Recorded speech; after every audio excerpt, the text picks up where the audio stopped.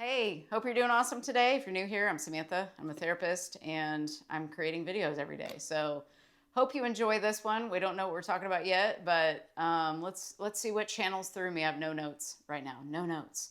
Let's see. Let's see what happens. So one thing that I was thinking about today was how the mantra I go by is no matter what anything looks like outside of myself, that it's all part of the unfolding of my life. And I love living off that because it's definitely helped me kind of gamify my life instead of being stressed. I was a stressed person for so many years. I would always use that word. I don't say that word hardly at all anymore, unless it's like really bad and I'm, having a day like that. And so I just live and I look at everything like, wow, that is so cool that showed up, even though it's the opposite of what I'm wanting. Wow, that's so cool. Wow, that's so cool. You get to decide how you look at everything. Everything is changing and shaping and molding you into the person you're becoming. It's for your own evolution. You know how your parents would be like, it's for your own good. And it's like, well, they were kind of right about some of that, but everything is for your own good. Everything is, no matter what. We're creating everything moment to moment. And if we can live in the moment and really like savor the moment, I know that sounds weird, but it's like, if you can like sit there in the moment and just be, and just like how Joe Dispenza talks about, just becoming part of space.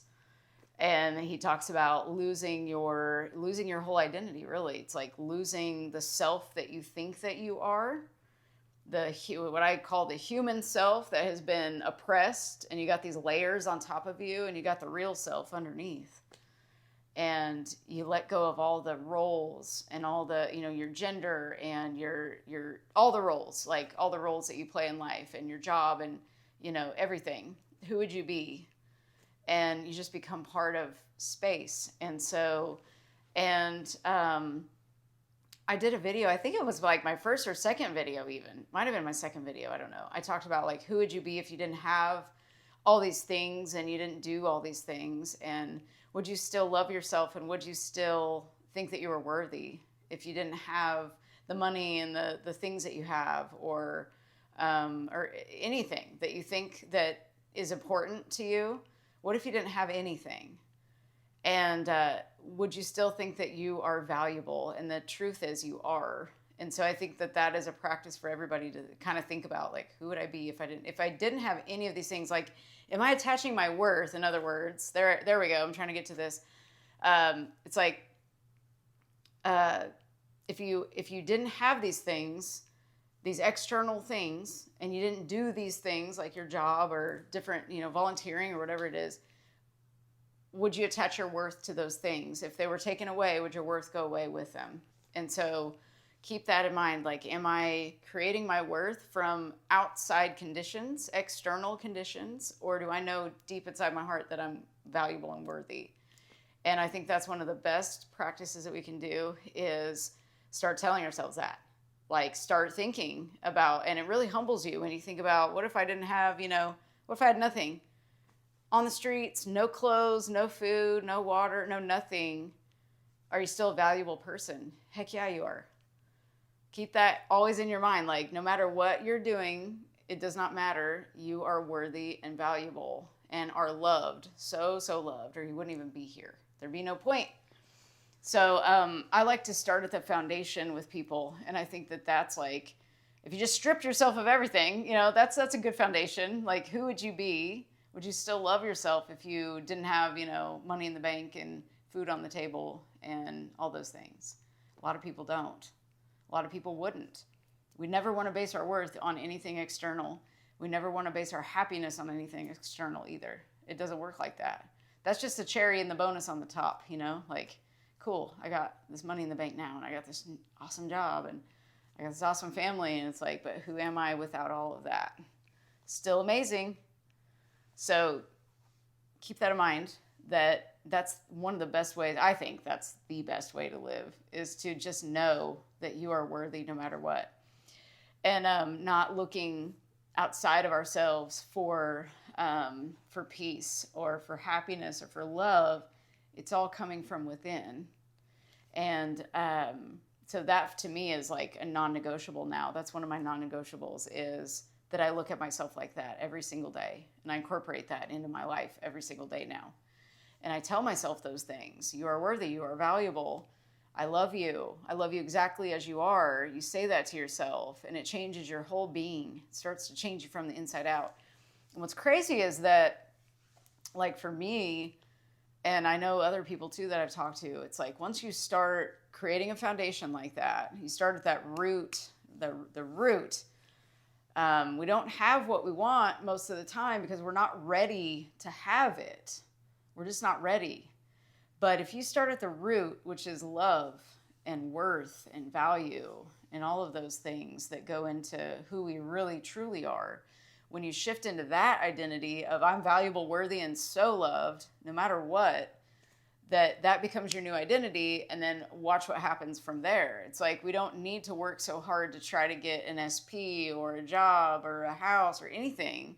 We just have to change how we see ourselves. Because remember what Wayne Dyer said, the way, what did he say? When you change the way you look at things, the things you look at change. I didn't want to butcher it. So you got to change the way you look at yourself. And when you change the way you look at yourself, then things will change externally. So you don't have to work hard to manifest things. Everything is here. Bashar, I heard him saying how, and the word Bashar means messenger, by the way. He said that in one of his videos. I was like, that's cool. It just means messenger. It's awesome. I think that's pretty cool. So he's just coming here to give us a message. But he said that everything is here right now. And you don't have to do anything. You don't have to go anywhere. The energy's right here. It's just we're not on that same level as that right now. And so I found that, of course, Neville Goddard talked about self-concept, and so does everybody else, just self-concept. It's like, how do I see myself in relation to these things that I really, really want? And ask yourself why you want those things too. Because it's really funny when you ask yourself why you want something. Like a lot of times people are like, I don't know why I want it, I just want it. But when you get in deeper, it's like, maybe you don't want it. Maybe you don't inherently want that thing that you think you want. So really ask yourself. And we don't get what we want, we get what we need. And so shift it a little bit and think about, what do I actually need, I wonder? Like maybe I don't want those things that I think I want. What is it that I actually need? Because I've seen so many people that think that they want all these things and they get them. And then they're like, oh my God, now I'm so stressed to have this car payment. Or now, oh my God, I had these 10 kids and I'm very stressed. And it's just like, oh my God, or I got this house and there's like $10,000 in repairs and I'm so stressed. And I feel like I'm working all the time and I can't pay for everything. So you might think you want these things, but maybe you just want simplicity in your life. I don't know. But you can have both, though. You don't have to, the things that you want don't have to stress you out either. So you just never know. Like, you never know what your soul is doing inside of you, like where your soul is guiding you. And just check in with your soul. Your higher self knows what's best for you. Our brain has a cap. It's like it can't think past a certain level. So it's just kind of there. It's just there. It's just kind of dumb. It doesn't do a good job at much. It just does what it's told, and it just kind of goes on that same neural pathway that's programmed. So keep in mind that our programming comes from childhood, comes from even before. It comes from being in the womb even. I mean, depending on your mom's pregnancy with you, if she were really stressed out, like you could take on those traits and of just like being around the stress that you're around. So it can come from anywhere, but it really doesn't matter where it comes from necessarily. It just matters what you do with that information. And so when you know, and you kind of can link things back and be like, oh, wow, I remember when this thing happened, I didn't feel so good. I was comparing myself to this person or something. And I still do that to this day. And so you kind of link it back to these old times. And then you kind of learn who you are. You learn who you've been, at least up until now, and maybe why you became that way. And then now you can understand yourself just a little bit better, another layer of yourself. And then you can be like, oh, well, I don't have to think that way anymore. I can let that go. That doesn't make any sense to think that way. It doesn't, help me in any way. So what if I could just like let go of all the beliefs that I have And what if I could just decide that I'm going to believe something else? And that's the great thing about us. Like, we can do that anytime we want to. We don't have to believe the same things. I hear a lot of people talk about, oh, my parents did this and these people do this. And I tell everybody, I'm like, become your own evidence. You do not have to listen or look to anybody else. You can, almost for entertainment purposes, I guess, but it's really not that helpful. It gives people a baseline, I think, but then they compare themselves to that baseline. And so it's like, just decide who you want to be and decide what kind of character traits you want to have. If you don't already have those traits that you're not practicing enough yet, but like, decide, who do I want to be? And how do I want to think? And how do I want to show up for myself in my life? And you want to always keep every promise that you make to yourself. I think a lot of people aren't doing that. They want to do something and they're like, I don't have time, or I want to, I've been saying I want to do something for 5 years and I haven't done it. And if somebody's feeling depressed, anxious, or anything mental going on, it's like, you got to check in and say, what am I not doing that I wish I were doing? And what am I saying yes to that I really want to say no to? And you got to check in with all those things. Those are the things that really change you at a core level. And when you get real with yourself and you actually face yourself, and facing your shame and facing your guilt and all of these things, that's other videos. We'll get into that later, but those are all like low vibrational feelings. We want to be uplifted and raise up, and we don't even have to work to raise the frequency. It's like, all we have to do is let go of the things that bring down the frequency. Isn't that a great, like, that's even, to me, easier. Now, some people might they might find it easier to just raise their frequency and just like say, well, I'm going to watch a funny video for a little while and not worry about what's going on over here. So some people are really good at just distracting and all that. But I do find that the root causes of things, like the root causes of anxiety and all those things, are all those beliefs that are underneath. And so I do find that those pop up again. If you kind of avoid it in the moment, they do kind of pop back up at times. So I just like to rip the root out. I like to find the root, rip it out, and be like, okay, let's lay some new seed down and let's start watering that versus, just like avoiding it or covering it up. So, because we're human and our brains are going to snap us right back there when we have those triggers. And those triggers are just telling your body, your body's feeling overwhelmed with something. So that's what a trigger is. It just kind of overwhelms you for a second and takes you back on that neural pathway in your brain. It just takes you back to the past. So remember, there's only that now moment, and you're creating your past in your now. The past doesn't actually exist, and neither does the future. You're creating that in the now using your memory. So those are just memories coming up. So I've always said in some of the videos in the past, I always said, like, create new memories by even memories that haven't even happened yet, like even events that haven't happened yet. You can actually go inside your imagination and create these events as if they happened, because remember, your brain and body and everything, the universe, no one knows what's true or false. So you can imagine something really cool that happened to you and even thank the universe for it. And then nobody knows it's not real.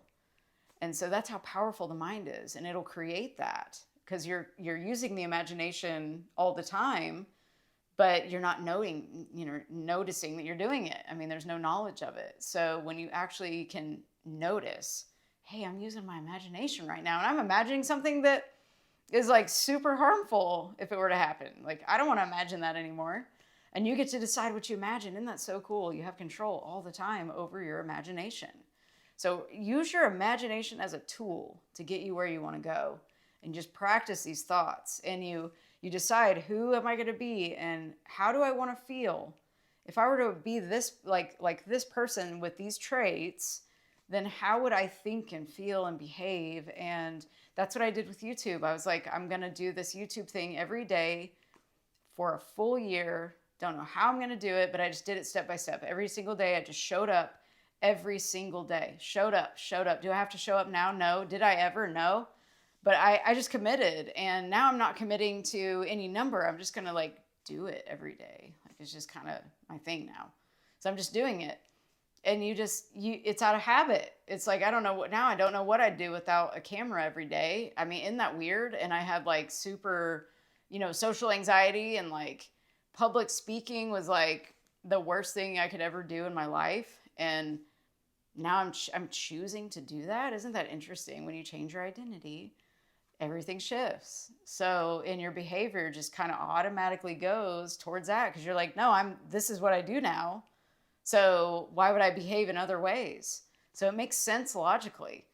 So, but think about what you want and why you want it and how do you want to feel? That's what I always ask myself. How do I want to feel? Because I don't want to just be doing things for no reason. It's like, how do I want to feel when I do this thing? And I do it with intention like that. I set the intention before I do it. And even like work, like a little work project I'm doing right now that's not the most fun thing. It's about to be done. But it's not the most fun thing. It's just a bunch of paperwork. It's just like a bunch of stuff. And paperwork is just like, bah. But I'm making a game out of it. I'm like, oh, I can, you know, fit this in right here and I can fit this in right here. And then I'll be done with it probably by Saturday. So it's no big deal. But it's just like, you got to gamify life, you know, make it really fun. Anything that isn't fun, you got to look for something in it. You got to look for the gym that it's teaching you because it's teaching you something. I can go off on many tangents, but everybody is your teacher. Everything is your teacher. Like everybody and everything is showing you. So you just have to shift your identity and how you look at yourself. Start with yourself. That's the easiest thing that I recommend. And maybe write some positive aspects about yourself. Get out a notebook and just write 10 things that you just really appreciate about yourself. And I say that at the end of my videos. I'm like, appreciate yourself because what you appreciate appreciates. If you appreciate yourself, you're going to value yourself more and you're going to like appreciate and value. And that's what you want to do. You're already as valuable as you could ever be. But when you appreciate yourself, it's like you're acknowledging your value and it'll just grow and grow and grow. And then you can overflow from yourself into other people. So I feel like that's where we're happiest is when we're just overflowing with gratitude. And then you can give to other people so much more. So I think I'll stop rambling. I could go on and on. You know me. But anyway, remember you're so loved and remember to tell somebody that needs to hear it and look in the mirror and tell yourself that too. Say, I love you exactly as you are. Tell yourself that in the mirror and really look into your eyes and say that to yourself. I love you exactly as you are. And remember to appreciate yourself because what you appreciate appreciates. And I'll see you tomorrow. Bye.